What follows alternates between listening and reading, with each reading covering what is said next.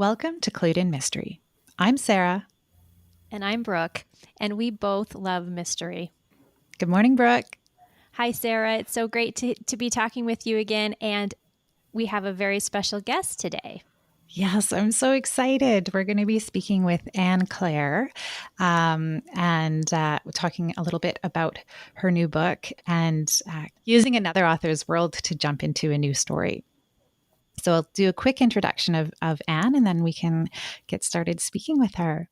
Anne Claire earned degrees in geography, which took her across the world. Now, Claire lives with her geographer husband in Colorado, where the mountains beckon from their kitchen windows. When she's not writing, you can find her hiking, gardening, herding house cats, and enjoying a good mystery, especially one by Agatha Christie. Welcome, Anne. Thank you so much for having me. I'm thrilled to be here. Hi, Anne. Hi, thank you. This is going to be great to talk with you today, and it's just such a great jumping off point for us as we just talked about continuing this story in our last show. Last week, Sarah and I discussed the different ways that authors can continue or play off the work of another writer. And Sarah gave some great definitions of ways this happens, such as part of the canon, pastiche, parody, fan fiction. And, after reading your book, I believe your series, the Christie Bookshop Mysteries, falls into the category of pastiche since it contains similar elements and plays off that Agatha Christie style. Would you agree? I do agree. I love those definitions too. And as you were saying them, I was thinking, what is it? And it is a pastiche. I wanted to sprinkle in little bits and have my characters admire her and use her as their inspiration. That's wonderful. That's wonderful. And have you been a longtime fan of Agatha Christie? Do you even have maybe a favorite Christie novel? Well, I was thinking how to answer this question. And I am a long-term fan, but when I started writing these books and I blithely told myself, well, I'll just read all the Christies. And then I realized how many I hadn't read. So it's been really fun as part of writing these books to read her books and to read about her. And I read recently an article about her that said you could read one new work by her per month and still be going 7 years later, after which you'd forget the endings, which I do all the time, and you could reread them. So I'm feeling a little bit better about having not read all of her things, but I am a big fan. Oh my goodness. That's great. That's great. And I know I fall into that category. I have by no means read all of her work. And I agree with you. You really could reread them in a few years because they're so tricky and they would just be all brand new again. They really are, and I'm particularly bad at remembering endings. So for me, it's like, oh, that person did it. Or I will go back and I have been rereading some of them just to see if I could have figured it out and where she dropped the clues, and that's been really fun too. That's great. I'm like you, Anne. I very rarely remember what the ending to a book was, so I'll reread it or I'll rewatch a television mystery, and it's only just at the end that I'll be like, I actually think I've seen this one before. Oh, I'm glad to hear that because I always feel like, oh, it's only me. But you asked if I had a favorite one too, and that's I've been wondering about that because as I do read them, I find things I love about each one, and since I haven't read them all, I don't know if I could say I have a favorite, but I love Miss Marple. I love anything with Miss Marple, and I was thinking if I had to pick a set of favorites, maybe I like A Caribbean Mystery. I don't know if you know that one. When she goes on vacation, right? Her nephew, the writer, has sent her on a Caribbean vacation, and Miss Marple is bored. But then there's a mystery, and she leaps into action, and it connects with Nemesis, which might be my favorite, where Miss Marple solves the crime in her little fluffy knitwear that she's made herself, and she gives me chills. That's one where Agatha Christie gave me chills with Miss Marple. So I do love those, and it's a recurring character that features in both of those. Very good. Oh, how fun. Yeah, it's always fun if the sleuth takes a vacation. I find that like in a cozy series, for instance, it's a way to keep a series fresh. So, we even have Agatha to thank for that little trick that authors can play, don't we? I think so, yeah. Sarah and I often comment how daunting it must be to follow in the footsteps of one of the classic mystery authors. We'd love to hear if there was anything you kind of thought was untouchable versus what you felt like you could put kind of your own spin on. Well, it is daunting. I would never think that I am attempting to be Agatha Christie. I think my protagonists, my two sisters, they sell books. They're booksellers, and their last name is Christie. And boy, they really wish they could somehow be related to their favorite mystery novelist. And then a crime happens in their little small town, and so like Miss Marple, like Agatha Christie's protagonist, they're thrown into this crime, and they have to investigate, and they know their special skill is reading. They've read a lot of mysteries and they've read a lot of Agatha Christie. So, like you said about the pastiche before, they call on the various books that they've read, the things they know about detecting from Miss Marple, or what would Poirot do here. So, really, they're in a way paying homage to Agatha Christie in her books in their detecting. That's awesome. That's so fun. It's a great idea. Agatha Christie Limited is the company now managing the literary and media rights to Agatha Christie's works. Were there any legal issues for you to consider when using the Christie name, for instance? I hope not. I really hope not. Mystery writers have all sorts of fears, and I hope that is one of them. I love the books. I love books that play off her plots or follow one of her plots, but mine doesn't do that. Like we said before, they really use their readings of Christie and use her as inspiration. So I was careful to have them talk about books, but I don't even want them to give away the endings because I don't want to be a spoiler for other readers of Christie. So I think I'm okay there. I hope.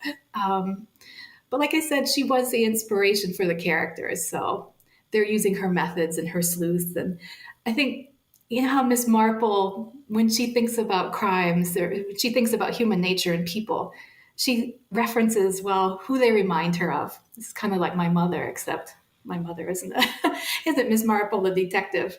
But Miss Marple will say, well, she reminds me of so and she behaved that way. And this, I know this about her because of that. In my book, I hope the characters do that a little way with their reading. That, well, we've read about this, and this is how that plot worked, and that's how human nature and motivation and the crime worked there. And so they take a little bit of that from Agatha Christie. That's great. That's great. And I think it's really smart that although they use some of the ideas from plots, that you don't spoil any of the stories. I think that was a really good choice. And I think it would probably be a great lead in. You know, we talked about this when we were discussing some of the Sherlock Holmes continuations, that it might be a way to get readers who have perhaps never picked up a Christie into it and to think about going back and reading some of those stories. So that's I think a really charming thing about it as well. Thank you. I hope so. I hope people will read more Christie because it is so fun. Uh-huh. Yeah, and just on that, I do feel like there's a bit of a resurgence in interest in Agatha Christie, and I don't know, I'm sure Kenneth Branagh's movies help with that, and Sophie Hannah's books that continue Poirot. I think that all just contributes to the interest that people have in reading her books, and yeah, I encourage everybody to, because I think same thing, like, She really is. so great. During the pandemic, and I was reading her, but I was also listening to her. I was walking around with Christie and audiobooks in my ear of Miss Marple and Poirot, and it was just so much fun. And you wouldn't know that they were over 100 years old, really. That's what's, I think, they're very readable to modern readers. So yes, I encourage people to. Absolutely. And that's a great point, Anne, because if you think about it, when she was writing, the idea of an audiobook hadn't even come about, but they're very satisfying as a listen, I think. So there again, they probably would be a great read aloud back in the day. But I agree. I love listening to them as an audiobook as well. In some of our first episodes of Clued in Mystery, we discussed how Christie films and TV adaptations have tended to remain set in the same era in which they're originally set. And this is very different from Sherlock Holmes, for instance, because we might find Sherlock in any location, any era, or even any gender. Um, Considering this, was it a challenge to bring that Agatha influence into the 21st century setting? Or maybe not. Maybe you've kind of already discussed this. Well, I think in a way, no, because she is quite timeless, isn't she? Like we just discussed, and there's the new adaptations. I point to Knives Out being so popular, and I can't wait for the second Knives Out. But that's just a pure Christie, isn't it? The manor house, the bit of fun. That's what I like about Christie too. That there's a little bit of laughing at the great detective, but then he solves the crime with these clues that you maybe could have seen, but you missed or he saw. So, and I think most modern cozy mysteries really owe everything to Miss Marple and Agatha Christie, right? It's the same kind of here is the amateur sleuth, and she can't go all CSI and wait for that cat fur fiber analysis to come back from the lab. She has to go out there and find who owned the cat or who visited the cat or something like that. And so in cozy mysteries, that's one of the challenges is getting the sleuths out there to meet the suspects and to figure it out and to use their special skills like Miss Marple and her knitting or my book selling sisters and their knowledge of books or people coming into the bookshop. So I think really the plots and the manner of detecting can be brought into any time period. That's great. Brooke and I have been talking recently about locked room mysteries, and we could pick out several TV shows that use that trope, but couldn't think of very many modern novels using that. But I think your mystery is a locked room.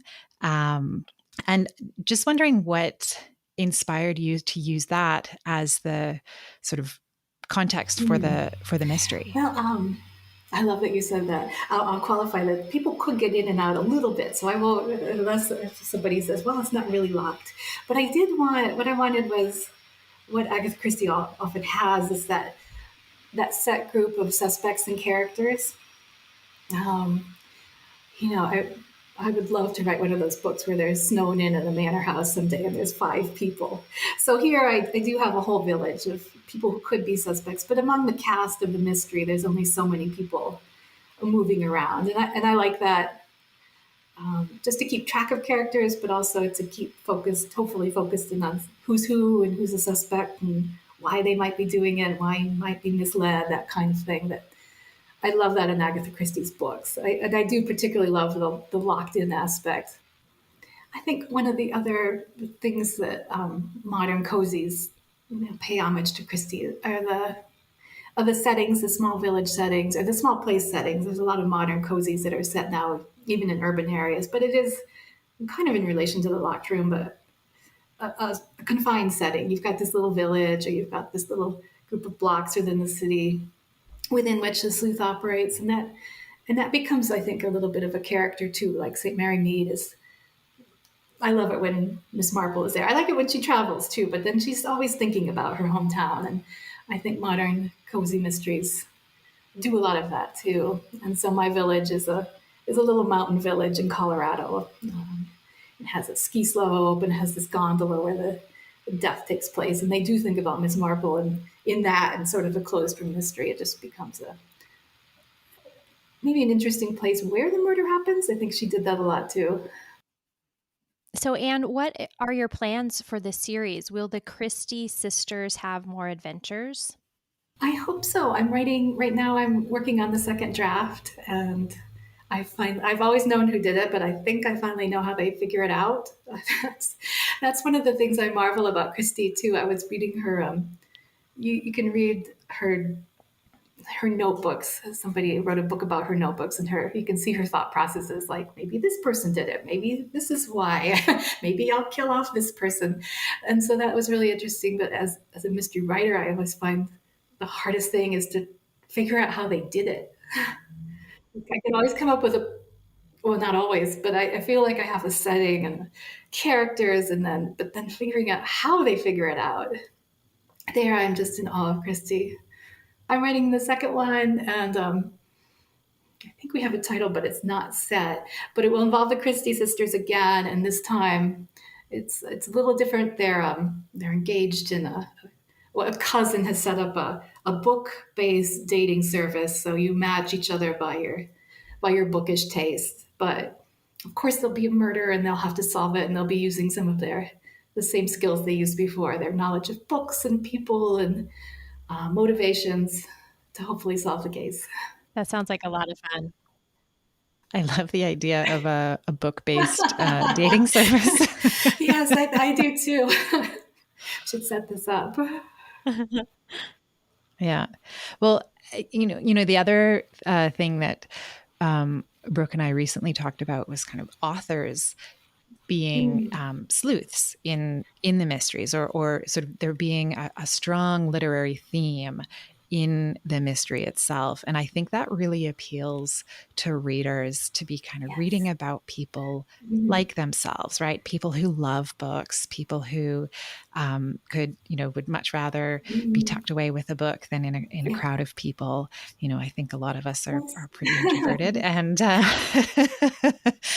much prefer a crowd of books to a crowd of people. And so I can see how that would really appeal to readers, that notion of being immersed in this bookseller's world. And I love the descriptions in your book of the bookshop itself. It sounds like a really great place that I would love to visit. I would too. This is in a way, I think cozies are little fantasies in a way. Like they're also like superheroes for books for all of us. Like we can enjoy reading and knitting and have our cats and be in this wonderful bookshop and then save the day too. So yeah, it's kind of my little fantasy world. The village, the bookshop, the bookshop cat, and also them being so brave. If a murder happened here, I would not. No, I would not be going out. But in cozy mysteries, they go out and they save the day. So I think that's also fun to read about and write about. For sure. Yeah. And I think in a day and age where we don't have so many corner bookshops, that it's very nice to be able to turn to a book that references it. And like you said, kind of live out that fantasy again. So Yeah, yeah, yeah. really, really fun for bookish people like us. The other thing that I wanted to mention was that I like so not only the references to Christie's novels, but the references to her life that you pepper through the book, and the little Christie facts that you share. I think that's a nice way of incorporating her and incorporating her legacy into what you're doing. Oh, thank you. No, I've really enjoyed learning more about her, and I think she said something about like readers will mislead themselves to not see clues. And when I thought I knew Agatha Christie, I was seeing her as Miss Marple. I thought, yeah, I think as writers we get like, oh, you've written yourself, especially writing a cozy mystery. People think I've written myself. Maybe I do sometimes, but not. I don't try to, not always. But I had pictured her as Miss Marple, and now as I read more about her, she's so layered. She did all that traveling, but she was also very shy. I read. I was just feeling all this empathy for this connection with Agatha Christie, and I just read something about she was supposed to go to a banquet in her honor, and the security guard didn't know who she was and kept her out, and she was like, okay, I'll wander around the hotel and maybe go home, which is totally how I would react. So I felt I love her even more. But it's been really fun to learn more about her and her life and her struggles, and there's marriages, and she married an archaeologist as her second husband and went on digs, and it's just all quite fascinating. Yes. She is a fascinating woman. Hmm. I too love the story where even the doorman at the dinner in her honor didn't recognize her. It just shows what an introverted, Yes. quiet person she was. I love that story. And there she is writing all those novels and killing off so many people in her writing. She was so bold. Well, Anne, this has been such a great pleasure. I think it really adds to the conversation, several conversations that Sarah and I have had recently, especially about carrying another author's work into the world. How can our listeners find out more about you and your books? Well, just thank you so much for having me. This has been such fun. You can find me, I think maybe the first place to go would be to go to Penguin Random House website and look up Dead and Gondola or my name, Anne Claire. And they have all sorts of links where you could go buy the books. I hope it'll be in libraries. As a library lover, I think you could request it from your library. You can also find me on Instagram, where I'm Anne Claire Author, and I share too many pictures of books and cats in Colorado. And on Facebook, I'm Anne Claire Mysteries. And then I have a website. It's Novel Mystery. It's a .wixsite.com. So I'm kind of lax about my website, so I'm chagrined. But you can find me many places and my books. That's wonderful. Thank you so much. We'll make sure to put links to all of those places in the show notes so readers can find you. Oh, thank you. Thank you. Appreciate it. Well, thank you so much for having me. This really has been fun. This has been fun. And thank you, listeners, for joining us again today on Clued in Mystery. I'm Brooke. And I'm Sarah, and we both love mystery. Clued in Mystery is produced by Brooke Peterson and Sarah M. Stephen. Music is by Shane Ivers at silvermansound.com. Visit us online at cluedinmystery.com or social media at Clued in Mystery.